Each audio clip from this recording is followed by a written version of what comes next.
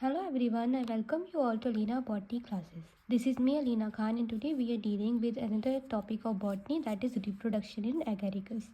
In our last video we are dealing that what is the habit and habitat of agaricus, the structure of agaricus, and we are also dealing with the fairy ring. In this video we are dealing with reproduction in agaricus. So as we all know, three types of reproduction are found in agaricus, that is vegetative reproduction, asexual reproduction, and last one is our sexual reproduction.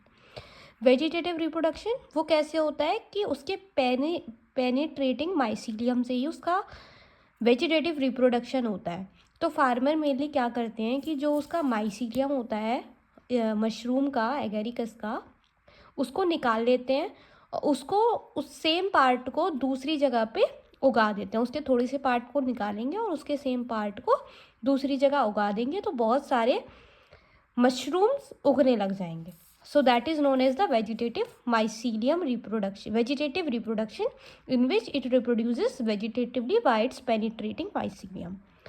After that there will be asexual reproduction. So it takes place by formation of spores. So what are the spores are formed? That will be chlamydospores and Euodia spores are also formed. So it takes place by the formation of chlamydospores under unfavorable conditions on dikaryotic mycelium terminal or intercalary grow. Chlamydospores grow which form dikaryotic mycelium on generating under favorable condition. तो favourable condition में क्या होता है, unfavourable condition में क्या होता है कि क्लेमाइडोस्पोर्स का फॉर्मेशन होता है. वो डायकारियोटिक माइसीलियम पे टर्मिनल या इंटरकैलेरी क्लेमाइडोस्पोर ग्रो करते हैं जो कि डायकारियोटिक माइसीलियम में चेंज हो जाता है जब जर्मिनेट होता है फेवरेबल कंडीशन में. After that there will be sexual reproduction. तो सेक्सुअल रिप्रोडक्शन में क्या होता है, इसमें सोमेटोगेमी की प्रोसेस देखने को मिलती है. मतलब there will be fusion of cytoplasm and the sex organs are completely absent in agaricus, means there will be not presence of male and female sex organ, and there will be the sexual reproduction takes place by somatogamy, and this in the somatogamy there will be fusion of the cells. So what are the steps which are included in somatogamy? So first is plasmogamy, another one is karyogamy, and last one is our meiosis, which is included in somatogamy. Karyogamy does not occur directly after plasmogamy, but meiosis occurs shortly after karyogamy. तो जो karyogamy की process होती है वो directly plasmogamy की process के बाद नहीं होती, पर मियोसिस शॉर्टली अकर होता है किसके बाद, कैरियोगैमी के बाद. इसके बाद प्लाज्मोगैमी की प्रोसेस है भाई. तो इस प्रोसेस में क्या होगा कि दो सेल्स होंगे मोनोकारियोटिक हाइफी के अपोजिट स्टेन्स के, पॉजिटिव और नेगेटिव स्टेन्स को वो एक साथ आ जाएंगे, सेल वॉल के कांटेक्ट में वो डिसॉल्व होंगे और एक डाइकारियन बनाएंगे. ठीक है. इसके बाद cell division, regular cell division जो होगी वो ट्रांसफ़र करेगी डाइकारियोटिक सेल को डाइकारियोटिक माइसीलियम में क्लैम्प कनेक्शन के ज़रिए. इसके बाद डाइकारियोटिक माइसीलियम अंडरग्राउंड लाई करेगा और एग्रीगेट करेगा कुछ स्पोर्स को, जिससे बटन लाइक फॉर्मेशन होगा जो कि इनएक्टिव रहेगा जब तक रेनी सीज़न नहीं आएगा.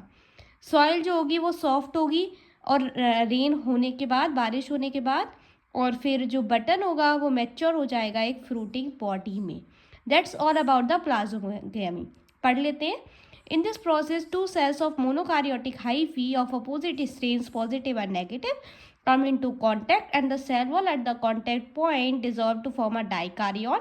Regular cell division transform this dikaryotic cell into dikaryotic mycelium via clamp connection. This dikaryotic mycelium lie underground and aggregate at some spot to form a button knob-like structure that remains inactive till the rainy season. The soil softens after rain and the button matures into a fruiting body. After that there will be the formation of karyogamy. Karyogamy की process होगी, इसमें nucleus का fusion होगा mainly. ठीक है. It occurs in the new basidium. ये new basidium में होगा जो कि फॉर्म होंगे फ्रूटी बॉडी के गिल्स में. इस प्रोसेस में डिप्लॉयड न्यूक्लियस जो होगा वो फॉर्म होगा जब यूनियन होगा दोनों ही न्यूक्लियाई का। वही जो मैंने आपको बताया ना कि जब दो न्यूक्लियाई एक साथ फ्यूज कर जाएंगी तो डिप्लॉइड न्यूक्लियस का फॉर्मेशन होता है। It occurs in the new basidium which forms on gaze of the fruiting body. In this process, diploid nucleus is formed after union of both the nuclei. After that, there will be the process of meiosis. Meiosis in which the diploid nucleus reduction will be take place. Okay, and in which the 4 haploid nuclei will be formed. Okay, so it occurs shortly after karyogamy. Karyogamy के तुरंत बाद ये shortly हो जाता है, जिसकी वजह से 4 हैप्लॉइड न्यूक्लियाई का फॉर्मेशन होता है। बेसिडियोस्पोर जनरेट होते हैं स्ट्रीगर्मा में बेसिडियम के, और ये हैप्लॉइड होते हैं, या तो यहाँ पे इसके पास पॉजिटिव टाइप होगा या फिर नेगेटिव टाइप होगा, दोनों में से कोई एक टाइप जो होगा वो प्रेजेंट होता है। पढ़ लेते हैं मियोसिस की प्रोसेस को। It occur shortly after karyogamy and result in the formation of 4 haploid nuclei. Basidiospore generated on the stigma of basidium are haploid and of either positive or negative type. So this is the diagram of plasmogamy. Okay, and this is all about the reproduction in agaricus. If you have any doubt in this video, then let me know in the comment section. Stay connected and subscribe my channel. Okay, and share this to your friends. Thank you for watching. Bye bye.